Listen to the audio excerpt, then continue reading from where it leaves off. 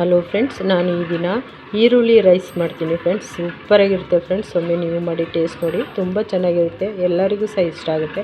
ದಿಢೀರಂತ ಮಾಡುವಂತಹ ರೆಸಿಪಿ ಇದು. ಒಂದು ವೇಳೆ ಬೆಳಿಗ್ಗೆ ಎದ್ದು ನಾವು ಎಲ್ಲ ಏನು ಪ್ರಿಪೇರ್ ಮಾಡ್ಕೊಂಡಿಲ್ಲ ಅಂದರೆ ಈರುಳ್ಳಿ ರೈಸ್ನ ಆರಾಮಾಗಿ ಮಕ್ಳಿಗೆ ಮಾಡಿ ಬಾಕ್ಸ್ಗೆ ಹಾಕಿ ಕಳಿಸ್ಬೋದು. ಚೆನ್ನಾಗಿರುತ್ತೆ ಫ್ರೆಂಡ್ಸ್. ಹಾಗೆ ಇದು ಹೇಗೆ ಮಾಡೋದು ಅಂತ ಈಗ ತೋರಿಸ್ತೀನಿ ನೋಡಿ. ಮತ್ತು ಇದಕ್ಕೆ ಬೇಕಾಗಿರುವ ಸಾಮಗ್ರಿಗಳು ಸ್ವಲ್ಪನೇ. ಈರುಳ್ಳಿ ನಾವು ಎಷ್ಟು ರೈಸ್ ಮಾಡ್ತೀವಿ ಅದರ ಅನುಸಾರವಾಗಿ ಈರುಳ್ಳಿನ ಕಟ್ ಮಾಡ್ಕೋಬೇಕು. ನಾನು 2 ಕಟ್ ಮಾಡ್ಕೊಂಡಿದ್ದೀನಿ, ಮೀಡಿಯಮ್ ಸೈಜದು. ಮತ್ತು ತೆಂಗಿನಕಾಯಿ ಪೀಸು ಆಪ್ಷನಲ್ಲು, ನಿಮ್ಗೆ ಬೇಕಿದ್ದಲ್ಲಿ ರೆಡಿ ಮಾಡ್ಕೊಳ್ಳಿ, ಬೇಡ ಅಂದರೆ ಹಾಗೆ ಮಾಡ್ಬೋದು. ಮತ್ತು ಸಾಂಬಾರು ಸೊಪ್ಪು, ಕರಿಬೇವು ಸೊಪ್ಪು, ಹಸಿರು ಮೆಣಸಿನ್ಕಾಯಿನೂ ಸಹ ನಾವು ರಸಂ ಪುಡಿಯನ್ನು ನಾನು ತೋರಿಸ್ತೀನಿ ಇವಾಗ ಹಾಕೋದ್ರಿಂದ ಅದನ್ನು ಅವಶ್ಯಕತೆ ಇಲ್ಲ, ಬೇಕಿದ್ದಲ್ಲಿ ಸಹ ಉಪಯೋಗಿಸ್ಬೋದು. ನಾನೊಂದು 2 ಸೇರಿಸ್ತೀನಿ. ಈಗ ಮುಂದೆ ಹೇಗೆ ಮಾಡೋದು ಅಂತ ಹೇಳ್ತೀನಿ ನೋಡಿ, ಏನೇನು ಸೇರಿಸ್ತೀನಿ ಅಂತ ತೋರಿಸ್ತೀನಿ.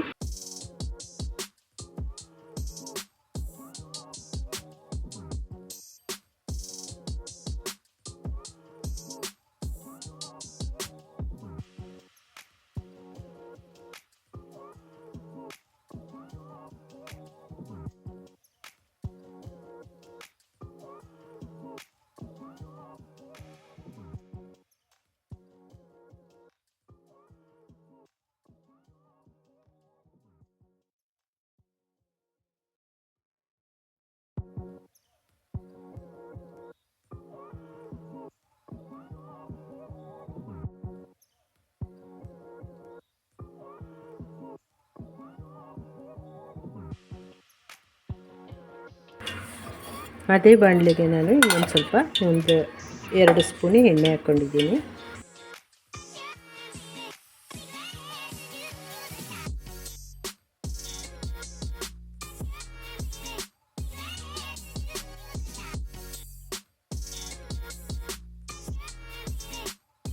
ಈಗ ಸಾಸಿವೆ ಹಾಕಿದ್ದೀನಿ.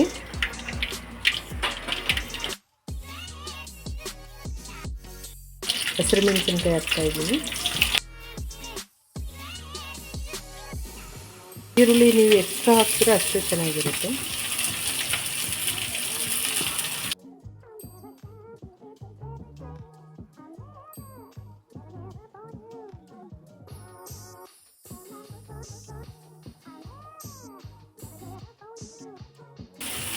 ಒಂದು ಚಿಟಿಕೆಯಷ್ಟು ಅರಿಶಿನ ಪುಡಿ ಹಾಕ್ತಾಯಿದ್ದೀನಿ.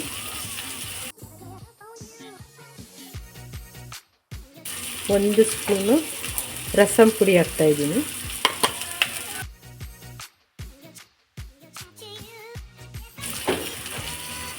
ಒಂದು ವೇಳೆ ನಿಮ್ಮ ಹತ್ರ ರಸಂ ಪುಡಿ ಇಲ್ಲ ಅಂದರೆ ಅಚ್ಚ ಖಾರದ ಪುಡಿ ಅಥವಾ ಮಾಮೂಲಿ ನಿಮ್ಗೆ ನಿಮ್ಮ ಮನೇಲಿರುವಂತಹ ಪುಡಿನ, ಖಾರದ ಪುಡಿನ ಸೇರಿಸ್ಬೋದು.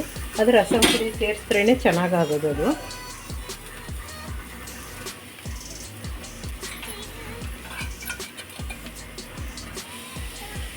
ಬೆಲ್ಲದ ಪಾಕ 1 ಸ್ಪೂನು, ಅಂದರೆ ನಾನು ಆಲ್ರೆಡಿ ತಿಂಡಿ ಮಾಡೋಕ್ಕೆ ಕರಗಿಸ್ಕೊಂಡಿದ್ದೆ, ಅದಕ್ಕೋಸ್ಕರ ಹಾಕ್ತಾಯಿದ್ದೀನಿ. ನೀವು ಬೆಲ್ಲದ ಪುಡಿ ಅಥವಾ ಏನಾದರೂ ಅಥವಾ ಸಕ್ಕರೆ ಸಹ ಸೇರಿಸ್ಕೋಬೋದು. ನಾನು 1 ಸ್ಪೂನು ಚೂರೇ ತೆಗೆದು ಹಾಕ್ತಾಯಿದ್ದೀನಿ, ಆದ್ದರಿಂದ 1 ಸ್ಪೂನು ಬೆಲ್ಲದ ಪಾಕ ಸೇರಿಸ್ಕೊತಾಯಿದ್ದೀನಿ.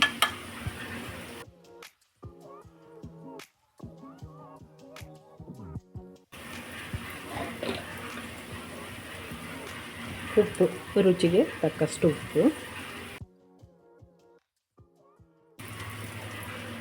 ಹುಣಸೆ ರಸ ಹಾಕ್ತಾಯಿದ್ದೀನಿ, ಒಂದು ಅರ್ಧ ಸ್ಪೂನು. ಅದು ಹೇಗೆ ಮಾಡ್ತೀರಾ ಅನ್ನ ಅದರ ಅನುಸಾರ ಸೇರಿಸಿ.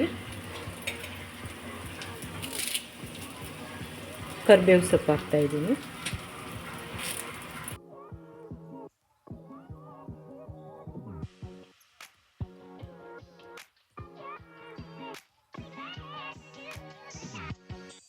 ಇವಾಗ ನೀವು ಇಟ್ಕೊಂಡಿರೋ ಅನ್ನವನ್ನು ಸೇರಿಸ್ತಾ ಇದ್ದೀನಿ.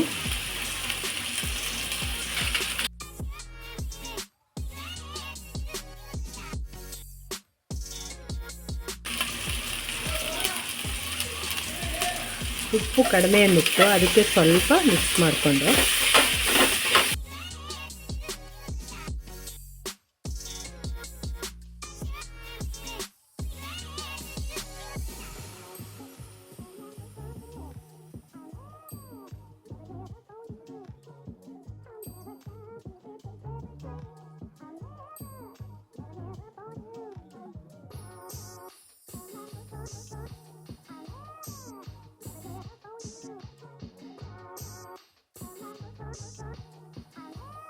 ಹಲೋ ಫ್ರೆಂಡ್ಸ್, ನಾನು ಈ ದಿನ ಈರುಳ್ಳಿ ರೈಸ್ ಮಾಡಿದ್ದೀನಿ ಫ್ರೆಂಡ್ಸ್. ಸೂಪರಾಗಿರುತ್ತೆ ಫ್ರೆಂಡ್ಸ್. ಒಮ್ಮೆ ನೀವು ಮಾಡಿ ಟೇಸ್ಟ್ ನೋಡಿ, ತುಂಬ ಚೆನ್ನಾಗಿರುತ್ತೆ. ಎಲ್ಲರಿಗೂ ಸಹ ಇಷ್ಟ ಆಗುತ್ತೆ, ಮಕ್ಕಳಿಗೆ, ದೊಡ್ಡವರಿಗೆ, ಎಲ್ಲರಿಗೂ. ಮತ್ತು ಇದು ಅರ್ಜೆಂಟಾಗಿ ಮಾಡುವಂತಹ ಒಂದು ತಿಂಡಿ, ಮತ್ತು ತುಂಬ ಟೇಸ್ಟಿ ಕೂಡ. ಹಾಗೆ ಒಂದು ಸರಿ ಮಾಡಿ ಎಂಜಾಯ್ ಮಾಡಿ, ಖುಷಿ ಪಡಿ. ಚೆನ್ನಾಗಿ ತಿನ್ನಿ ಫ್ರೆಂಡ್ಸ್. ಹಾಗೆ ಮರೆಯದೆ ಲೈಕ್ ಮಾಡಿ, ಶೇರ್ ಮಾಡಿ, ಕಮೆಂಟ್ಸ್ ಮಾಡಿ, ಸಪೋರ್ಟ್ ಮಾಡಿ, ಸಬ್ಸ್ಕ್ರೈಬ್ ಮಾಡೋದನ್ನು ಮರಿಬೇಡಿ ಫ್ರೆಂಡ್ಸ್.